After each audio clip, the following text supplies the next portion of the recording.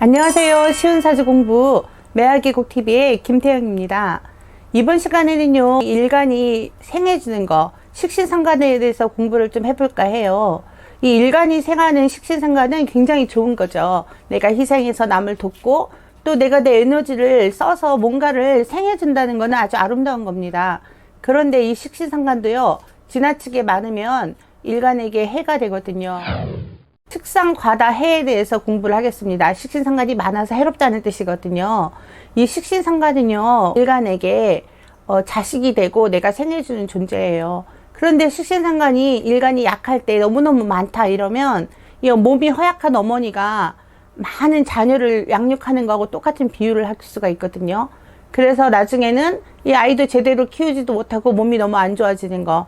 그게 이제 식신상간이 많았을 때 일간이 당하는 폐해예요. 그리고 식신상간은요, 나의 지모고 지혜고 나의 재능이고 손이고 발이고 입이에요. 그래서 식신상간이 많다는 거는 결국은 상관이 많다는 거예요. 식신은 많아지면 상관이 되면 그렇거든요.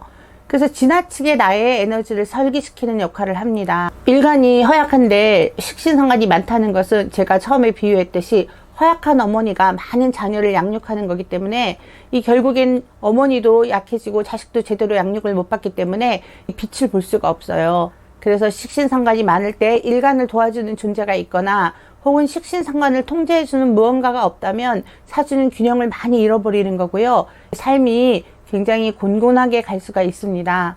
일간별로 식신상간이 많을 때 어떤 현상이 일어나나에 대해서 공부를 좀 해보고요. 님들 이 내용도 마찬가지로 통변을 하실 때 적용을 하시면 도움이 많이 되실 것 같아요. 목일간에 대해서 먼저 설명을 하겠습니다. 목이 식신상간이 많다는 거는요, 목생화하니까 화가 많다는 거예요. 물상으로 생각을 해보시면요, 불을 타고 있는 나무라는 뜻이거든요. 화다 분목, 화가 많아서 이 타버릴 분자를 써요. 나무가 타버린다는 뜻이에요. 겉으로 보기에는 굉장히 화려해요. 불꽃이 막 타고 있으니까.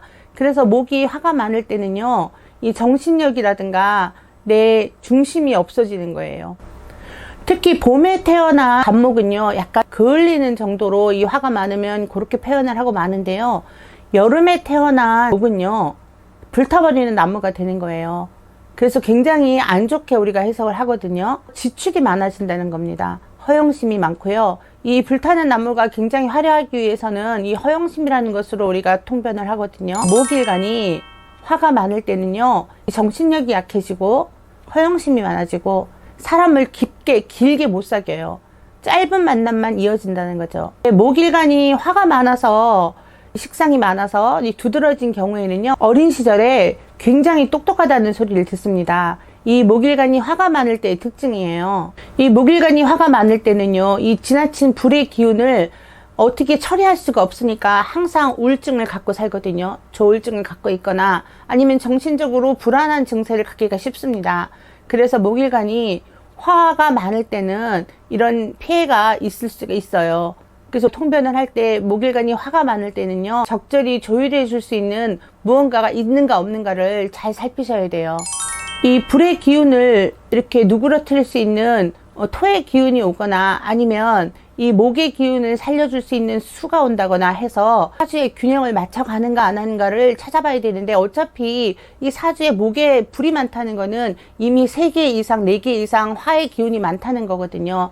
이럴 경우에는 이제 운에서 이 기운을 어떻게 설계해주고 조율을 맞춰주느냐를 찾으셔야 돼요. 그냥 이 자체만으로는 이미 균형이 무너졌기 때문에 이 식상이 많아서 받는 폐해 중에 목이라는 일간은 이런 현상을 나타낼 수가 있습니다. 화일간에 대해서 설명을 할게요. 화가 식신상관이 많다는 거는요, 화생토화니까 토가 많다는 거예요. 화가 이 많은 땅을 만나고 흙을 만나면 화는 불이 꺼져요. 화일간이 토가 굉장히 많다는 거는 이 오지랖이 많고 이 참여하고자 하는 공간이 많다는 거예요.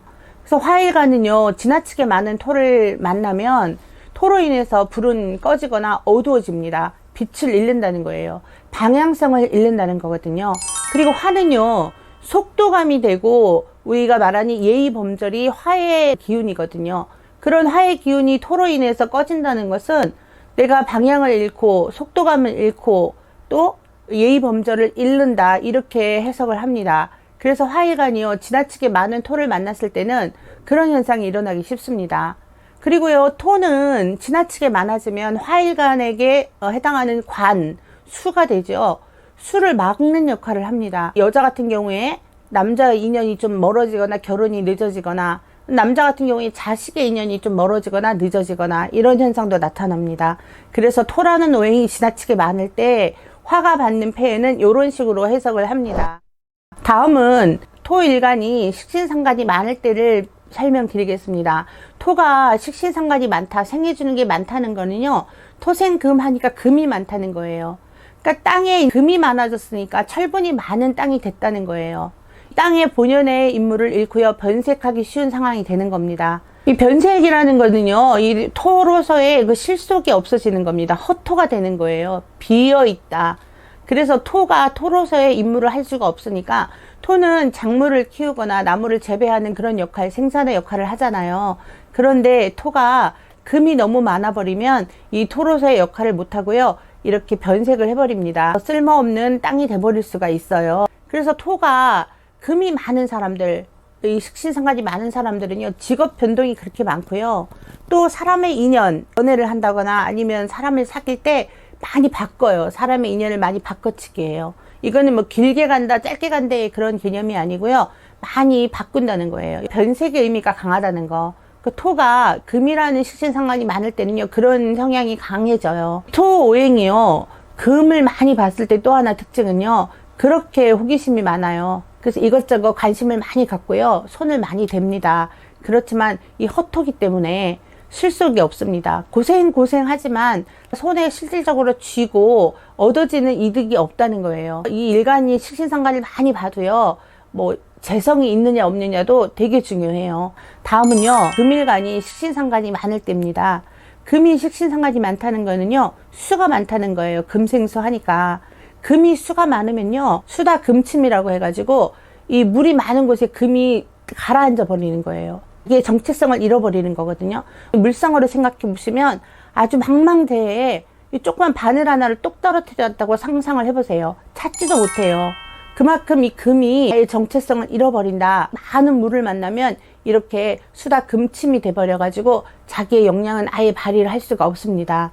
이렇게 금일간이 수가 많은 사람들은요, 알코올 중독이나 아니면 약물 중독 같이 이렇게 수로 인한 안 좋은 일이 생기기 쉽습니다. 의지력이 약하기 때문에 이 수의 영양권에 이렇게 들어가서 아예 자기를 잃어버리는 거예요. 알코올 중독이라든가 아니면 약물 중독, 심지어 도박 중독이 빠지는 사람도 있었고요. 뭐 특이한 어떤 뭐 설탕 중독, 탄수화물 중독에 빠지기 쉬운 게 금일간이 식신상간이 많을 때 그런 현상이 있었습니다. 식신상간이 많아서 일어나는 폐해는요, 아주 다양합니다.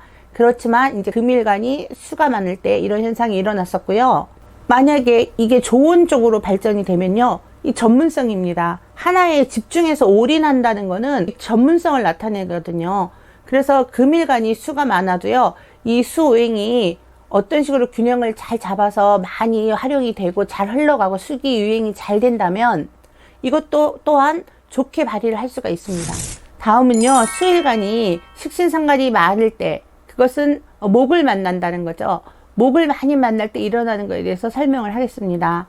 수가 많은 목을 만난다는 건요, 많은 목에 의해서 많이 흡수가 돼버린다는 거예요. 이것은 뭐 목다 수축이라는 말도 하긴 해요. 목이 많아서 이제 물을 이제 빨아들여서 없애버렸다, 이런 뜻으로 해석을 하는데, 수다 부목하고는 반대의 현상인 거예요. 목이 지나치게 많고 수가 적을 때는요, 일을 처음에 시작을 잘해요.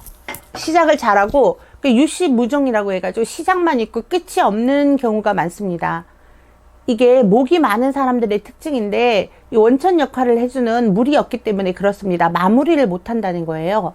그래서 수가 많고요, 목이 적은 경우, 그럴 때하고는 완전 반대예요. 수가 설기를 많이 해버리니까 물 한 방울도 아쉬운 상태가 되는 겁니다.